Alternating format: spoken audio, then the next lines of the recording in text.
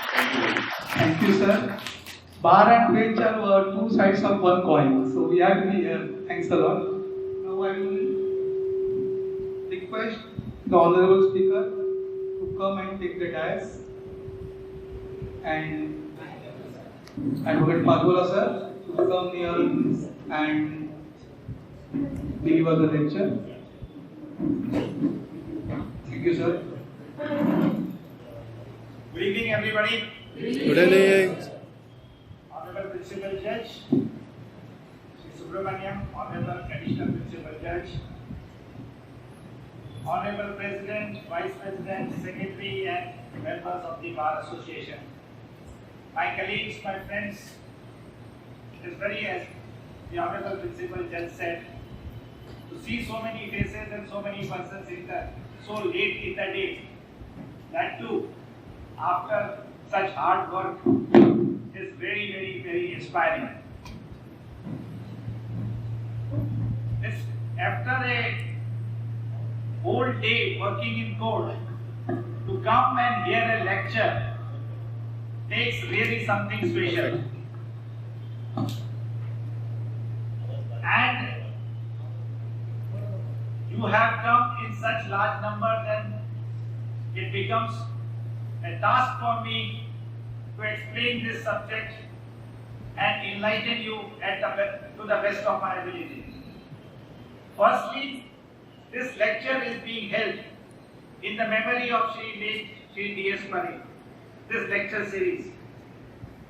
Now, Shri D.S. Parikh, as the Honorable Secretary said, he was not only a doyen of this bar, but he was doyen of the advocacy in Bombay. He was an institution, and I don't know, many of you may not have seen him. Very kind, very quiet, very humble person. And at the same time, was one of the most learned personalities of this court. And he, and among many others, of course, he was but one of the many who have brought glory to this institution, to this court, was Shri D.S. Parikh. And therefore it is very fitting that we hold this lecture series in his name. Now, to begin with this lecture series, I must thank our President, our Secretary, and our Vice President, who were after me for a long, long time. And also one lady who is present here, who has been coming and complaining even to the Bar Council, saying that no lectures are being held. So thank you all of them. And so we begin with this. The first topic, I tried to make it very light because he wanted, the President had suggested Evidence Act. I said no, Evidence Act at the beginning of the lecture series should not be, because the Evidence Act by itself is literally a draft subject. It's very serious subject. So therefore, not to begin with, let us begin with a subject which is more intriguing and which is more exciting. So therefore, I chose the subject for today, that is art of cross-examination. Now, art of cross-examination, there are two things which I will test. Many of you must have read Wigmore. Now, Wigmore has said, if you have read Wigmore, he has written a very nice book on art of cross-examination. Now, in that book he said, cross-examination is the best legal engine invented for discovery of truth. Marcus Cicero, one of the great Roman statesmen, philosopher, academician, he also said that advocate performs, whatever advocate performs, is very complex. But among the complex duties of which he performs, the most interesting or most complex is the cross-examination. Very few people have the talent of cross-examination according to Marcus Cicero. I would disagree. Now there are many people who have mastered this art of cross-examination. I myself have learned this art of cross-examination by watching emulating and of course from experience, but mainly from seeing the seniors here cross-examining the witnesses. So let us, without going, let us go on the subject of cross-examination. Now, as far as cross-examination is concerned, now there are two types of cross-examination. One, which is the constructive cross-examination, and the other is a destructive cross-examination. Now, mainly what we are dealing with is the destructive part of the cross-examination. Now, the destructive part is when you destroy the credibility of the witness, you impeach his character, you question his memory, you question his standing, you question that and create doubt regarding the event which he has narrated. That is the destructive cross-examination. Now, then the second, which as I said, is the constructive cross-examination. And the constructive cross-examination is mainly related to one, minimizing the damage caused by the evidence of the witness and eliciting facts which are known to you, which the witness had not deposed, thereby bringing on record something which is favorable to you. This is the second type of cross-examination. But the cross-examination, there is no static pattern. There is nothing with it. It is that you go with a particular, I've seen many of my junior colleagues writing questions and going to the court with question answer. And I've been always telling every junior, every advocate, stop this habit of writing questions. You will never succeed in cross-examination by writing questions, because you cannot anticipate the answer. Because the witness may come out with some answer which is beyond the questions which you have written, and that time you would not be in a position to go further in the cross-examination, further to demolish the evidence of that witness. So therefore, the first thing that comes when you have to cross-examine, and the first and the foremost thing is preparedness. The case management. Whether it's a civil case, whether it's a criminal case, whether it's a complaint case, whether it's a police case, first you have to study the papers and decide the course of your cross-examination. You have to think over it, decide what line you have to choose. And this line, as I said, can never be static. It can't be for all the witnesses. For different witnesses, it will be a different line, different questions, different approach. Everything you have to approach systematically. You have to approach a different way. And this is how you develop the cross-examination in your mind. First you think about the matter in your mind, think what you have to do and how I must approach the cross-examination. Once you have decided the course of action, once you have decided what line of cross-examination you have to follow, then things may become easier.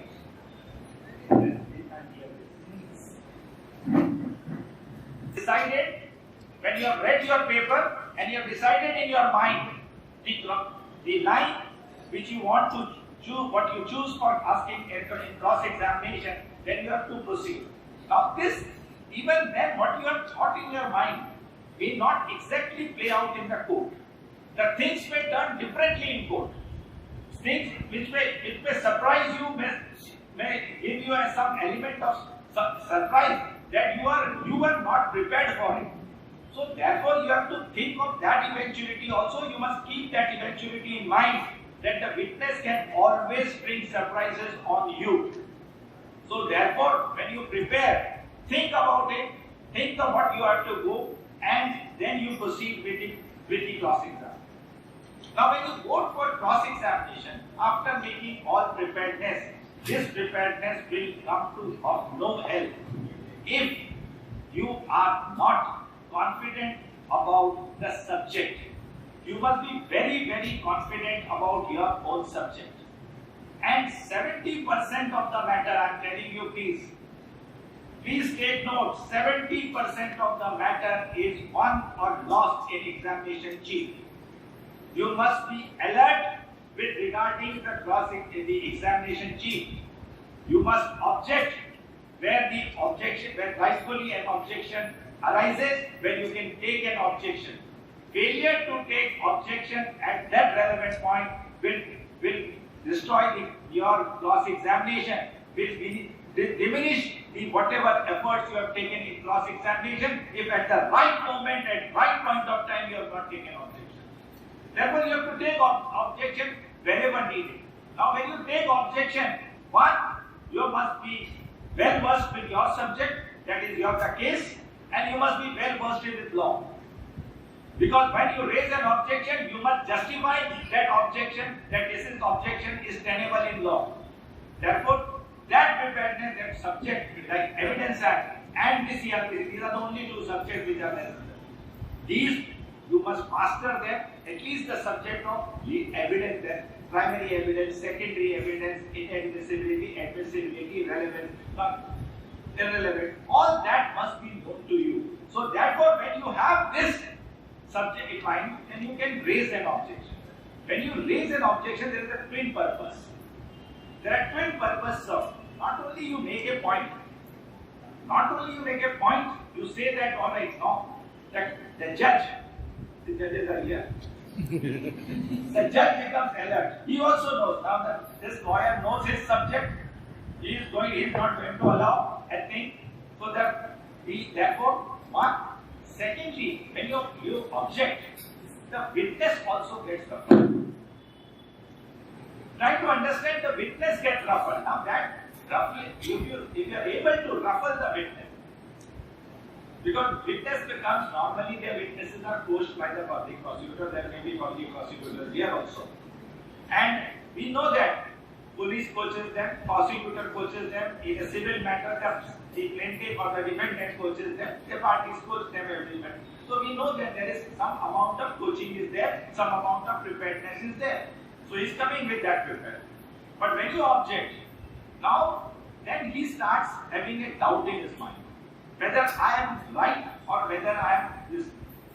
So that goes to your advantage. Therefore, I said you have a twin advantage of taking objection.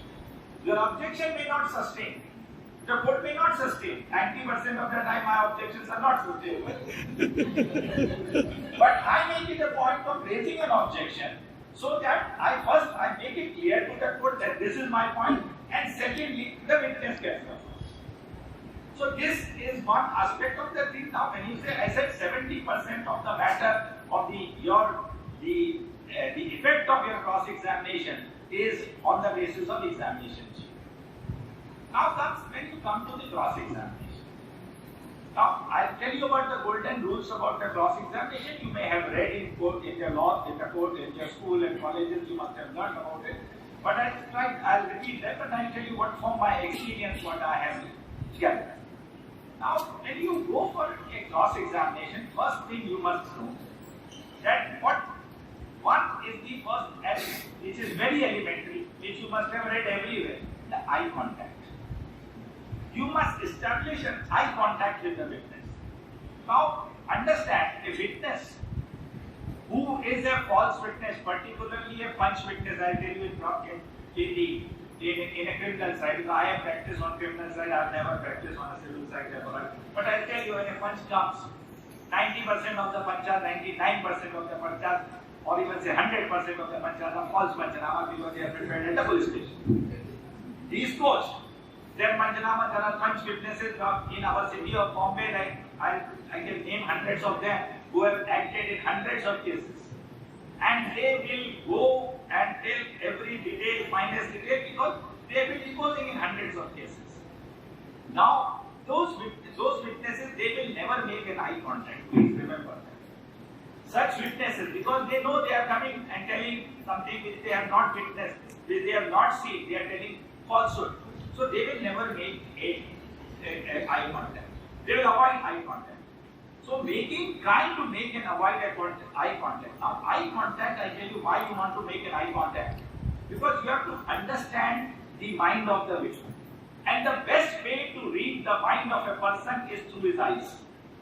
The judges do every time they see us and they know what they are saying. That is right. And the next thing is, to read the mind of a person, the next thing is, the best thing is the voice. So pay attention to the voice of the witness.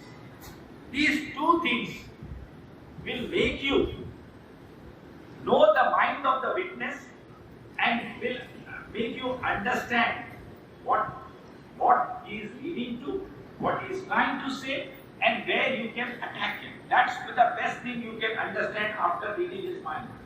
Because unless you know his mind, then you know that, alright, this is the person, this is the type of person, then you can devise your strategy, you can devise your questions, you can proceed with the cross-examination. So eye contact, then second is the voice of the witness. Then see his demeanor.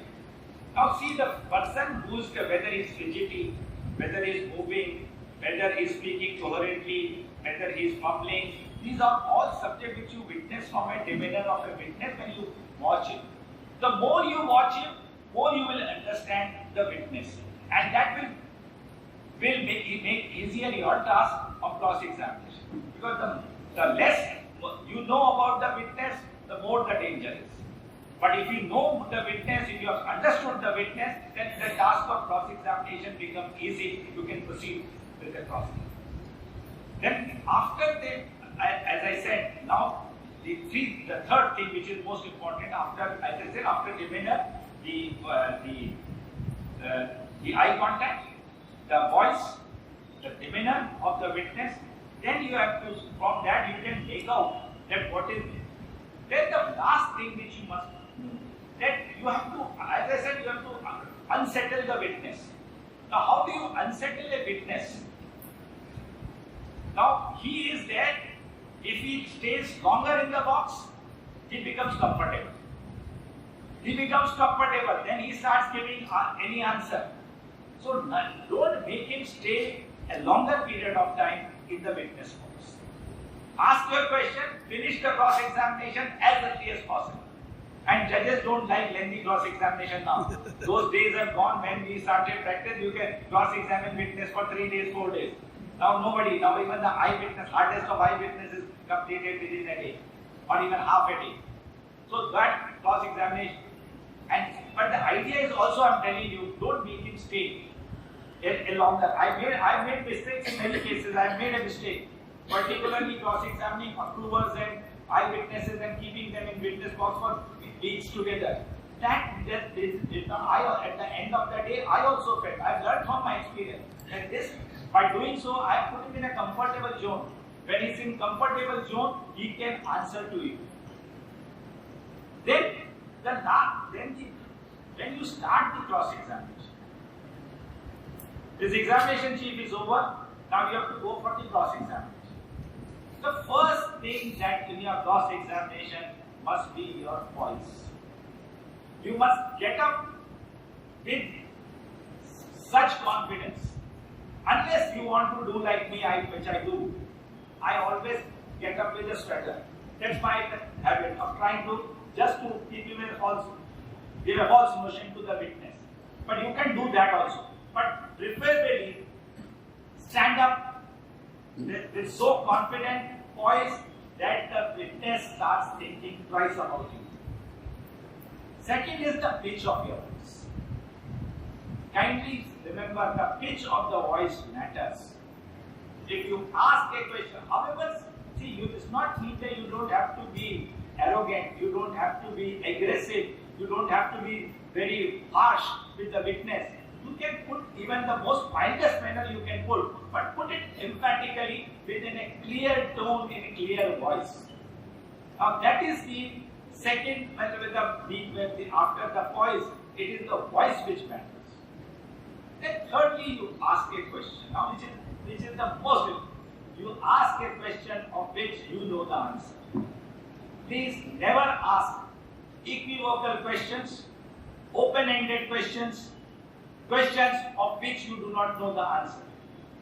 Never ask such questions. Always ask leading questions and always ask questions of which you know the answer. There may be some time where you don't know the answer.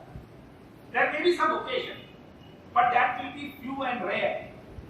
where you want to elicit some information from the person, but you do not know what kind of information the witness would be coming forth.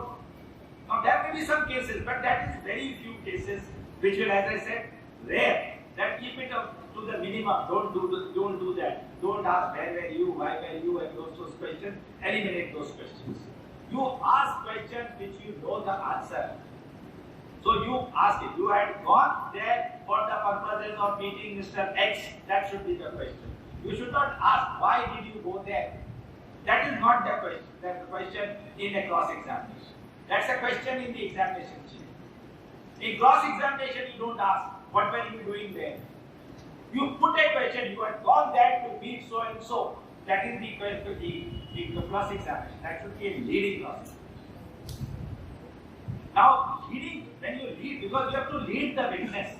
You want to lead the witness to a particular path which you have chosen for that witness. The scheme which you have devised, you have to go to that scheme. Therefore, for that purpose, you have to ask leading question to the witness and lead him to that. This is the third thing, and therefore, and fourth, do not go forth beyond what is favorable or what is favorable to your case. Don't go endlessly. Go the moment you have realized or you have obtained a favorable answer or you have realized your goal, stop there. Do not venture further. There are some when you see that you feel a witness is giving favorable answer. Let's go further. Let's damage the prosecution case. Let's go ahead. But that is very risky. You can do that at a later stage in your life when you are well experienced with 2 or 3 decades of practice and you have cross-examined hundreds of witnesses, thousands of witnesses. Then you can proceed further. Otherwise, once you have got your favorable answer, once you have got your answer which is to your liking, to your case, don't go venture further and stop there.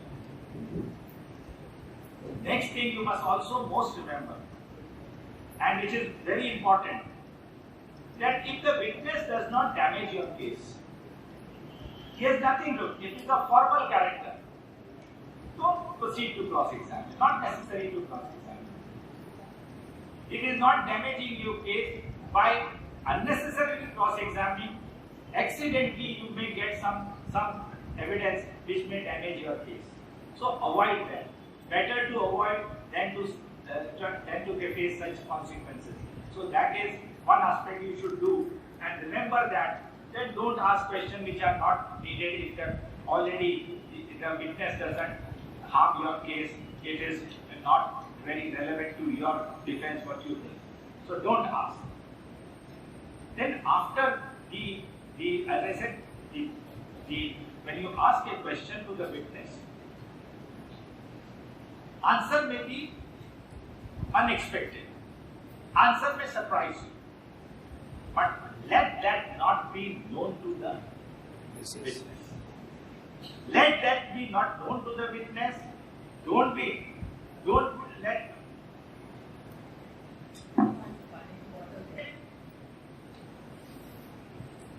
the court think that you are surprised by the answer. Don't. Keep your poise, maintain your personality, proceed further. And this you can do only when you have prepared well in advance. When you have prepared well in advance, nothing will surprise you. Even if the answer in the cross-examination damages you, it may happen many a times. It will happen frequently that the answer in the cross-examination may damage your case. It's not always that the answers are favorable. Sometimes the witnesses bring surprises and you get an answer which damages your case. But never lose your poise. Proceed further, ask further questions and try to minimize the damage. Because as I said, one aspect of the cross-examination is the constructive cross-examination where you try to contain the damages. So even if an answer comes which is against you, try to contain the damage, control the damage and proceed further. You can switch over to new topic, you can ask some follow-up questions on that topic so as to minimize the damage. So these kind of, this aspect should be borne in mind while you are cross-examining a witness. Next, which you should, this thing which is very fundamental and very regarding the cross-examination, when you proceed with the cross-examination, sometimes the witness becomes arrogant. Sometimes the witness are very rustic witnesses or witnesses, or he tries to humor, try to make a sarcasm or try to belittle you. The best thing is to settle with the witness there and then.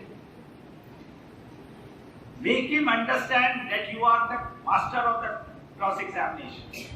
You are the person in control of the things. Never let the witness understand that he is in control of you. If he starts manipulating you, if he starts controlling you, then your cross-examination comes to an end. And therefore I said, if he makes some remark, you can complain to the court or you settle with him there and there. But at the same time, try to don't lose your voice, don't lose your temper. Because if you lose your temper, then half of the things which you have in your mind will wither away. They'll go away. You may go astray, you may not know what further to cross-examine. So don't lose your mind. Sometimes it does happen, but saying is very easy. Many of times I also lose, many of times these things happen, and very frequently may happen with you also, that when you are cross-examining, witness is saying something else, you get angry at this thing. You try to control the things, and you may, at that some point of time, the prosecutor jumps up, makes silly objections, and now you must understand one aspect of the objection part also. Now, when objections are taken by the other party, both in civil as well as in criminal matters, in criminal matters it may be opposite party or the prosecutor, in the civil matter it will always be opposite party. The objections are taken for the purposes of giving hint to the witness. Try to understand, this is the strategic, and this is done very strategically by experienced prosecutors. At the right moment of time, the objection would be taken so that the witness gets alert. And I'll tell you one aspect, and I've been telling many of the learned judges also. The mind of the witness is that if you ask a question, and if that question is repeated to him, and particularly by the judge, then he understands, yes, I have made a mistake. He'll always say, invariably, take my word for it, invariably the witness will change the answer. And both the judges, their honorable judges, will vouch for that. The witness will never say, he will say no. He'll change the answer immediately. So you must be aware of the fact that you cross-examine that the other party has raised objection for the purposes of alerting their witness. So the witness knows that I have blundered, I have made a mistake. He will try to rectify.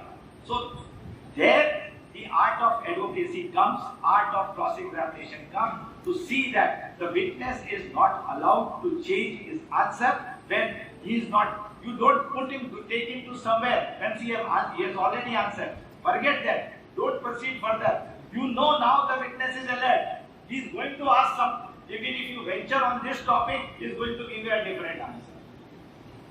So forget that. Proceed on a different subject altogether. Go on that subject. Now, when you are a cross-examination is concerned, now the witness, you are cross-examining the witness in the moment, heat of moment, so many things will happen. See, the things are not static or something. The strategy, as I said, is also not static. You have to devise your strategy at the moment. You may come with you have to definitely come with certain preparedness. And when you come with preparedness, the witness may not be to your what you have prepared. As I said, he may give answers which are totally different to your written this thing, your line of cross-examination or whatever notes you have prepared. In that eventuality, when you understand that, you must remember that your strategy is being not static.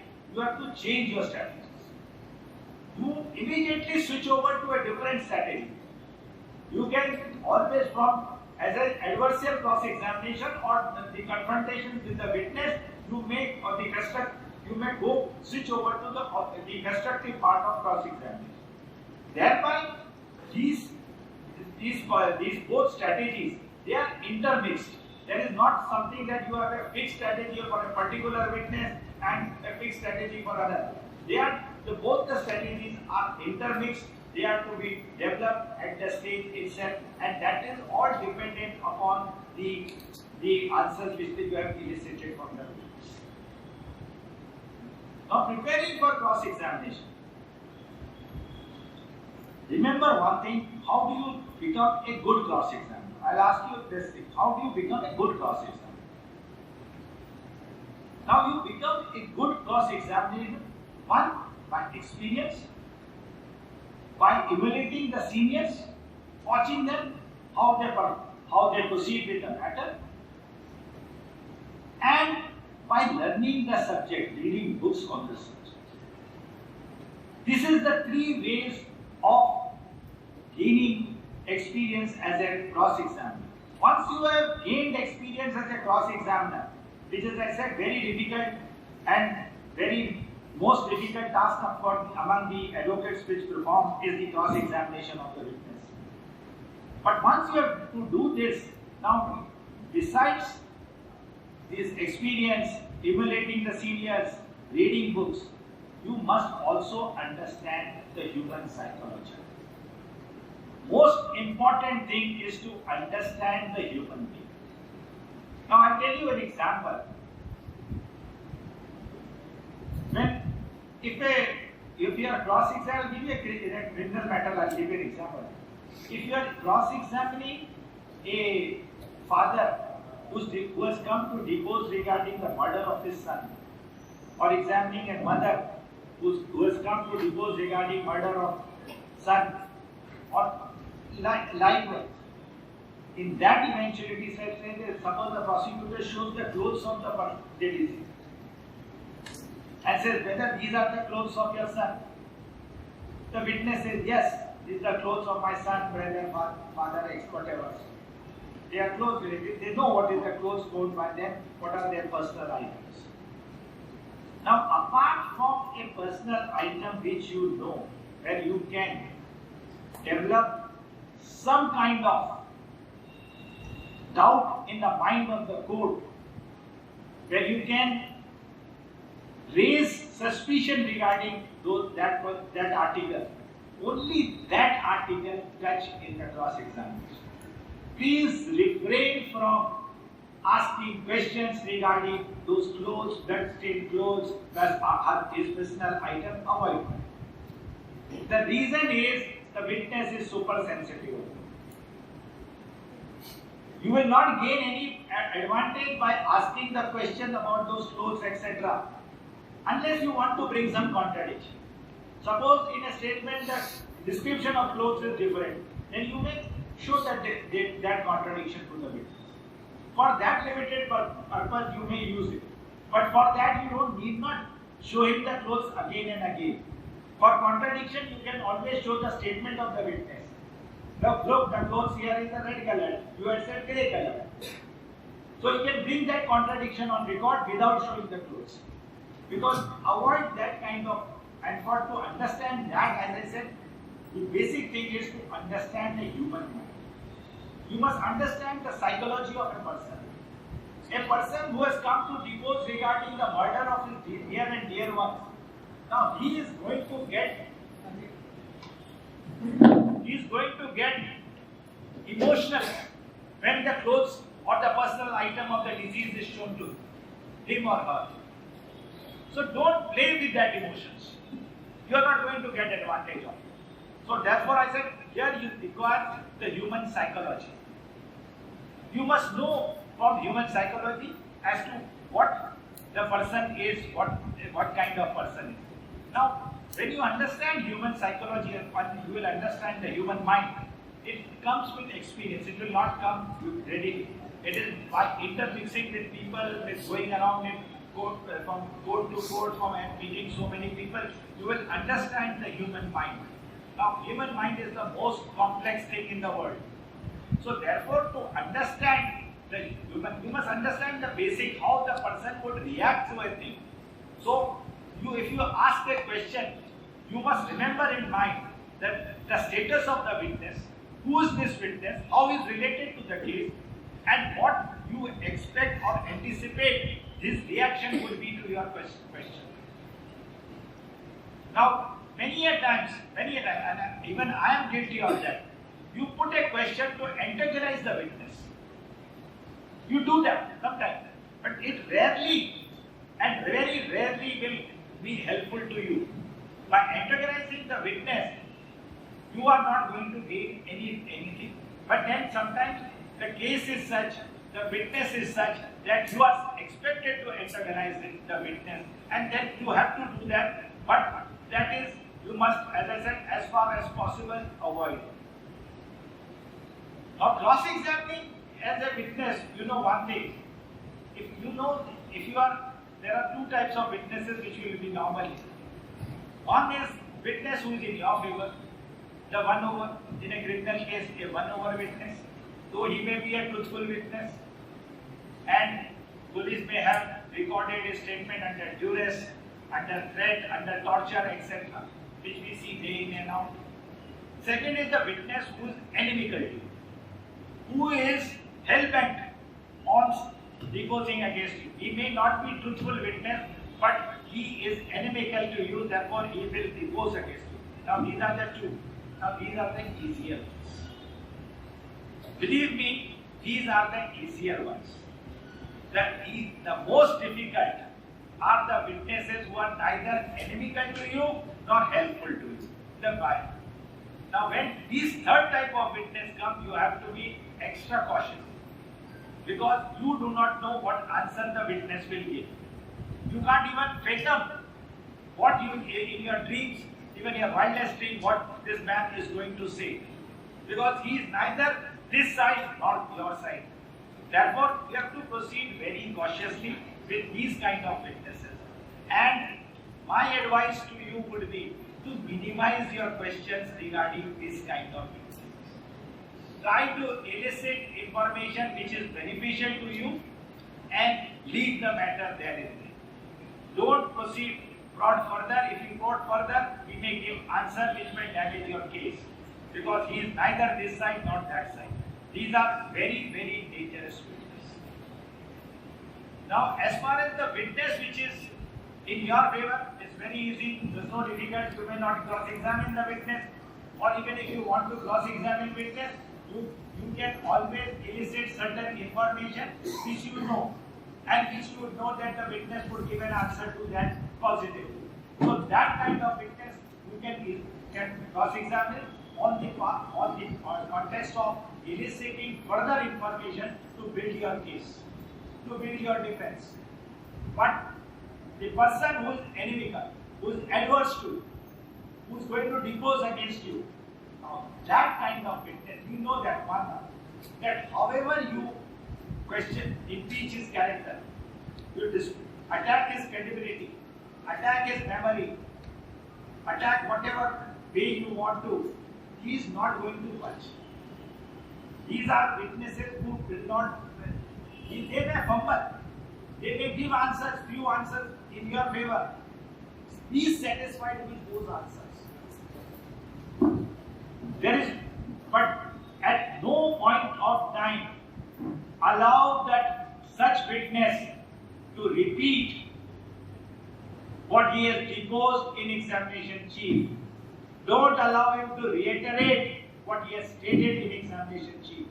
See that he does not get an opportunity of repeating what he has said in examination chief. Try to rebut his testimony. try to attack his testimony from different angles. You may approach, if you have certain information regarding his character, you can injure his character. If you know about something about the case or the credibility of the witness, you can attack his credibility. If you have some other information regarding the, confront that witness with that document, confront that with that information. But as far as the main part of his concern, which is deposing to, ask few and only material questions regarding that. You can't leave that. Suppose he speaks about an incident of assault. But because he has deposed regarding assault, you can't leave it to him. Just ask the cross-examination regarding his character or his credibility or other questions regarding. Now, that will be a peripheral cross-examination. That is not the effective cross-examination. For effective cross-examination, you have to ask him regarding the subject on which he has deposed to. You have to ask. But then you know that this witness is inimical, is adversarial, is going to stick to his testimony. Keeping that in mind, you have to proceed with cross-examination, keeping in mind that thing, that this man is going to stick to his subject. He is not going to. So you have to just see that he wavers from that. Whatever way, a limited way, you can make his testimony a little suspect, little doubtful. Go to that. Test what he has stated in exam on the touchstone of probability. Try to impress that on the test of probability, this witness would not have witnessed what he is deposing before them. So cross-examine on that, the material part, on the basis of that. Because to say that X had stabbed Y, he is not going to say. And to say that X stabbed with the left hand or right hand, now the courts are not impressed by that and will never get anything from there. Whether he was with the left hand or right hand, how does it matter? The question will ask, how does it matter? So it doesn't make it very distinct as far as the main part of it is concerned. But when a witness says he says X has been has assaulted Y, and if you have certain information on the basis of which like the ETR, the medical certificate, or anything else, or any document or anything witnessed, where he has given a different version or he has said assault by unknown person, you can always cross-examine that witness from that line of. Take it from that line, attack his main part of the every testimony on the basis of that, rather than going all out against. Those days of going all out against the witness are gone. Please try to understand. The courts are flooded with matters. Courts do not have time. Courts are busy with POXO matters. They don't have time to appreciate the cross-examination. So, in a limited period, limited time, you have to be more effective.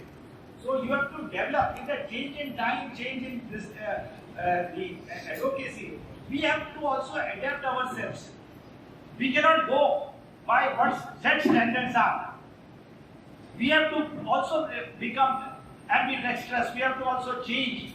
We have to become more lively, and you must see to it that in a limited time span, we get the most, the best answers which is possible, the best, whatever you can elicit in cross-examination. That should be your goal in mind.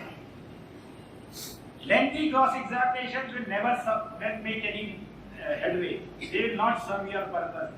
There were days when cross-examination went on for months together, even months. I have seen cross-examination going for a year. I have seen that. There were days when there was a cross-examination going on for years. Now those cross-examiners are also no more. Those type of judges are no more, and those type of matters can't be heard today. Nobody has that infinite patience of cross-examination for months and years. So you have to be. Nobody has time.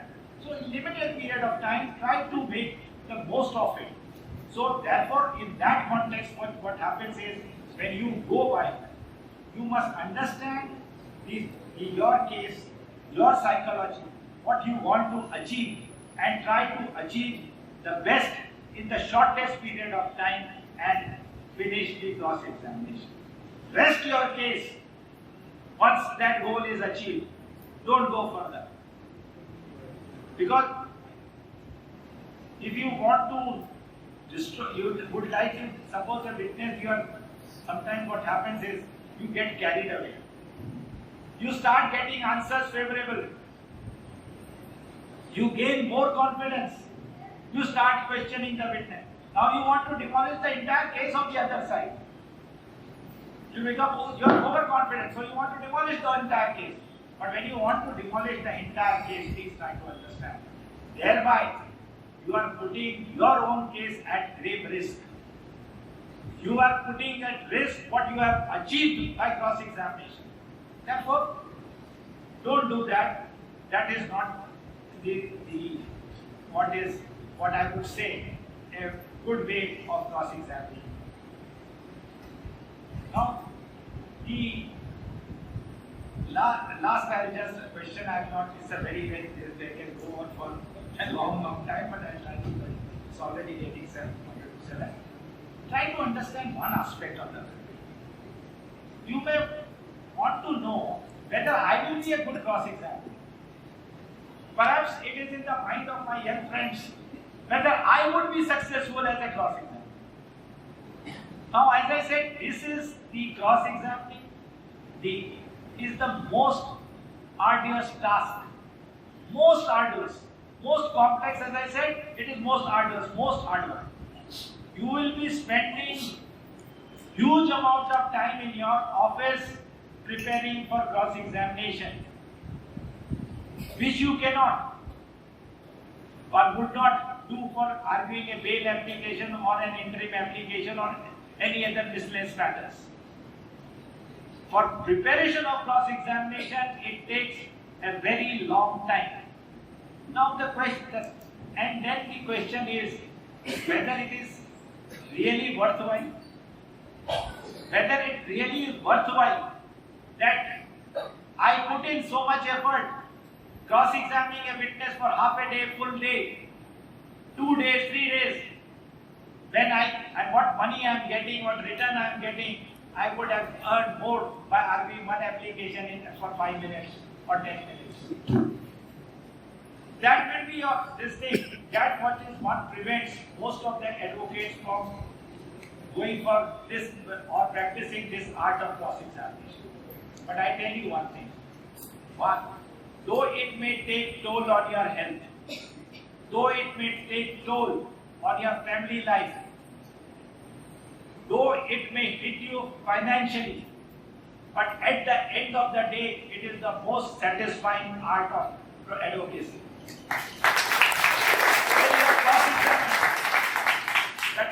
The satisfaction which you will get, you will not get a satisfaction by arguing a matter in court. Now, apart from satisfaction, one thing also will remain that whatever you prepare so many things, I also come prepared with so many things. But you don't have it in your mind all the time, all the things. Many a times you are saying something which is not written in your notes, which you have not prepared in your notes. Now, when you start thinking, you go on a particular line, particular way, and particular end that cross-examination. And I tell you, my friends, every time, each time when you walk out of the threshold of the court, the first thing that will come to your mind, I should have asked this question. First thing, I forgot to ask. This will be the first thing. And when you go to sleep in the night, you will start thinking, I should have asked a question in the head. Reserve that for the next matter. Don't get bogged down by that. What has happened is happened. You can't change the thing. The evidence is recorded. You can't go beyond that. So keep it in mind for the next matter, next time. So don't get bothered. As I said, it will take toll on your health. It will definitely very stressful. Preparation is very stressful. till you start performing in the court, it is very stressful. And after 37 years, I am still stressed when I have to cross-examine. I am stressed because although I have prepared, I have spent hours on that preparation, but still I am stressful. Once it gets out of the mind, once you have performed, once it is done, then it becomes you are at rest, you are at peace. Now this subject, as I said, is an endless subject. There are various things I want to, but that we will reserve it for some other time, some other day. Now it's already 7 o'clock now. Everybody has to go to office and home. So thank you very much for coming here.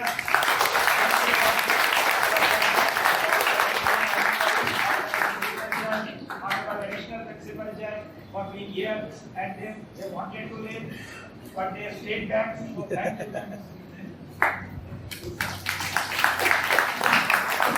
Lecture.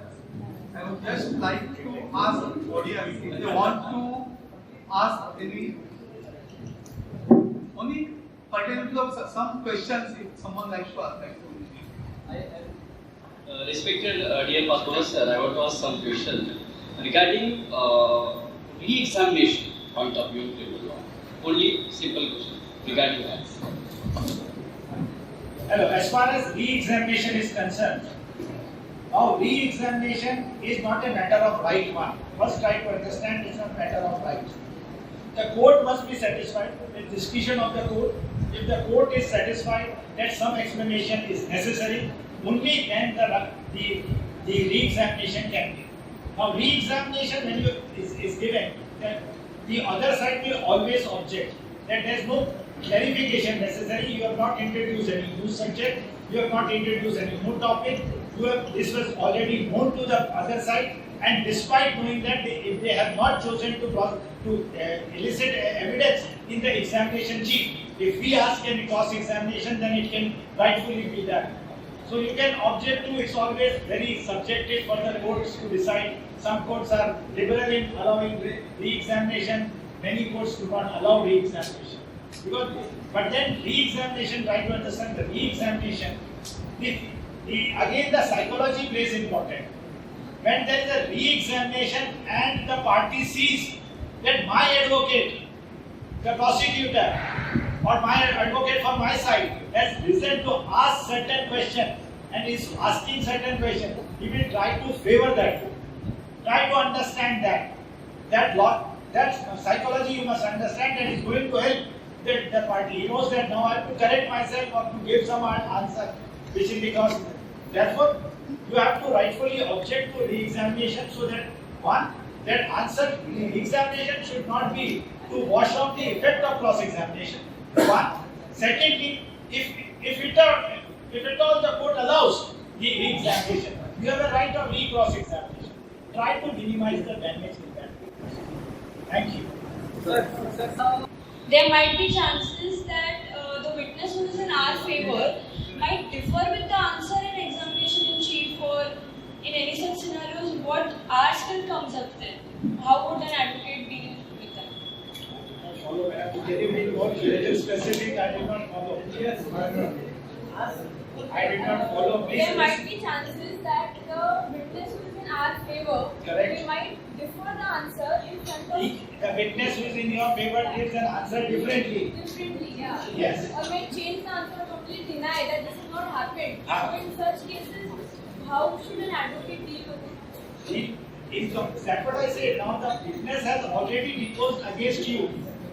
Now you are cross-examining. Try to understand, we are on the subject of cross-examination. Now witness has already said something against you. It may be different from his previous statement or different from what is the written text, the claim or the affidavit, whatever he has filed.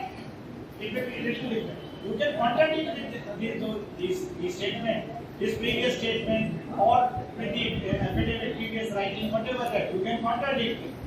You can further elicit information, as I said. Now, when the witness is against you, you try to damage manage the damage. You try to control that damage. Now, to control that damage, you must see to it that he does not give further answers which damage your case. You try to minimize the damage. try to elicit certain explanation which is favorable to you, or elicit certain information which you have knowledge. Thereby, you can control the damage. That is the way. Sir, Yes. in what extent testimony of a hostile witness is considered valid?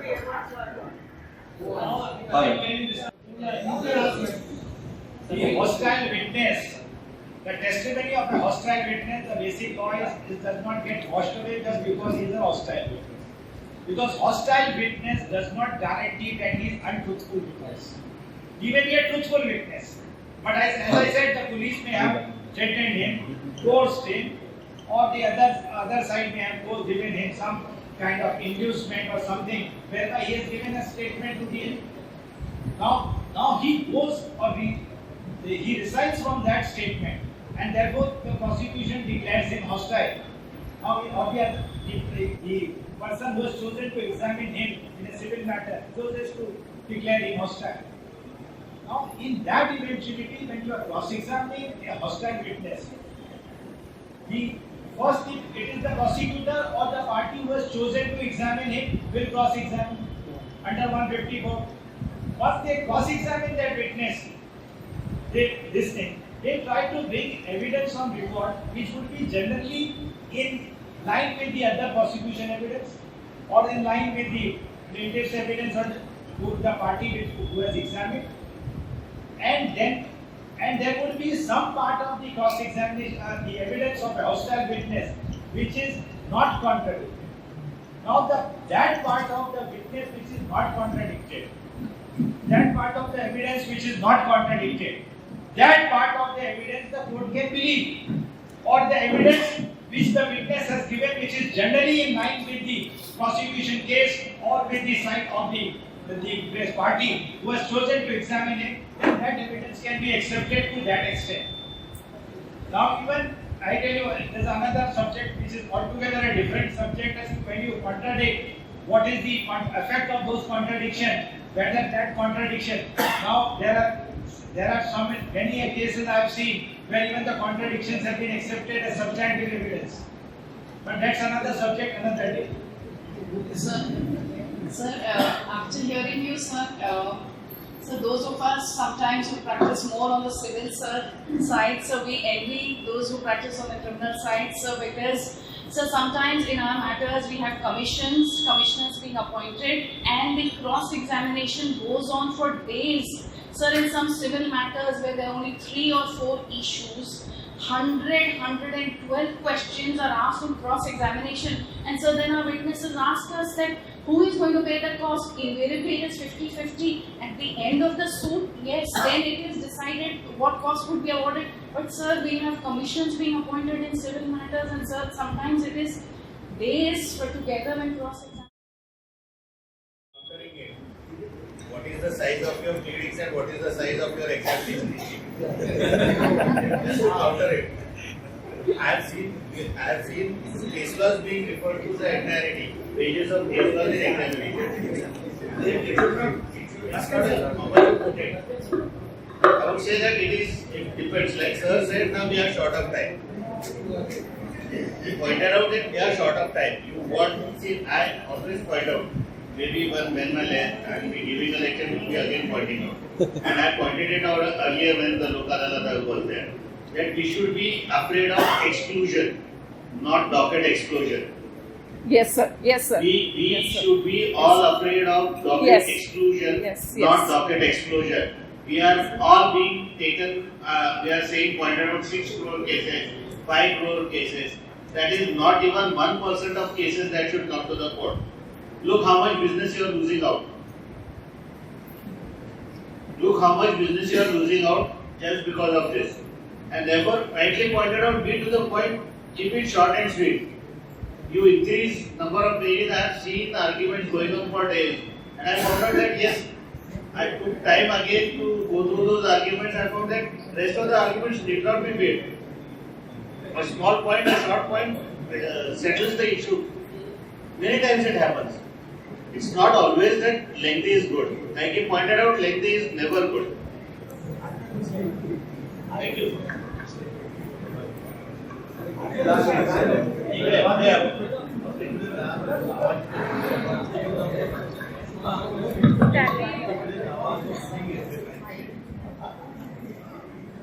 बोला बोला बोला.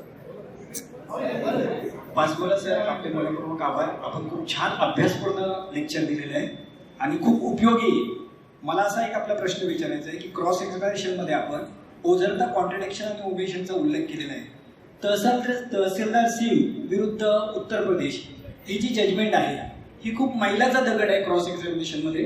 Contradiction, omission आणि improvement याच्यामध्ये नेमकं वकिलांनी काय केलं पाहिजे आणि माननीय सर्वोच्च न्यायालयाने काय निर्देश दिलेले आहेत ते आपण प्लीज सांगा.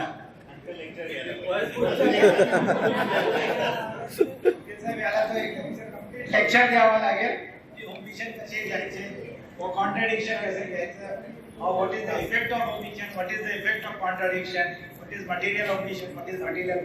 तर आपण नंतर एक कधी सब्जेक्ट घेऊ आपण. Okay, thank you very much, sir. Now I will request our principal has accepted our invitation for delivering the lecture on 19th April 2019 on the subject of media. Very good. 19 एप्रिलला principal जज साहेब ADR या विषयावर lecture द्यायला आपलं invitation accept केलेलं आहे.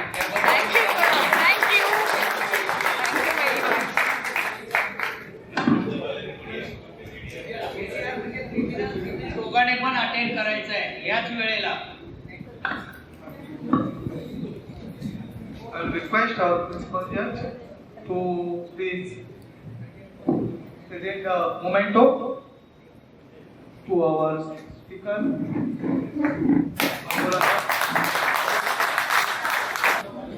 Additional Principal Judge,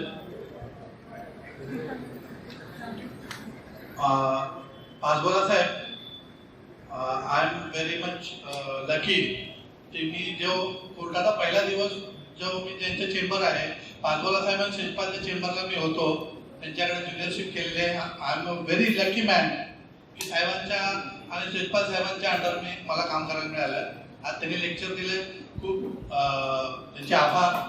आणि इथे बऱ्याच मोठ्या प्रमाणात आमचे वकील आलेले आहेत, त्यांचेही आभार. आणि विशेष आभार आमचं माननीय प्रिन्सिपल जज, ते आमच्या प्रत्येक रिक्वेस्टला किंवा आमच्या प्रत्येक विनंतीला मान देतात आणि येतात. आम्ही त्यांचे खूप रेडी आहोत साहेब की जेव्हा आम्ही बोललो असेल, साहेब जर उपस्थित वेळेवर मतलब इथे असेल आणि साहेबांना वेळ असेल तर साहेब आवर्जून येतात.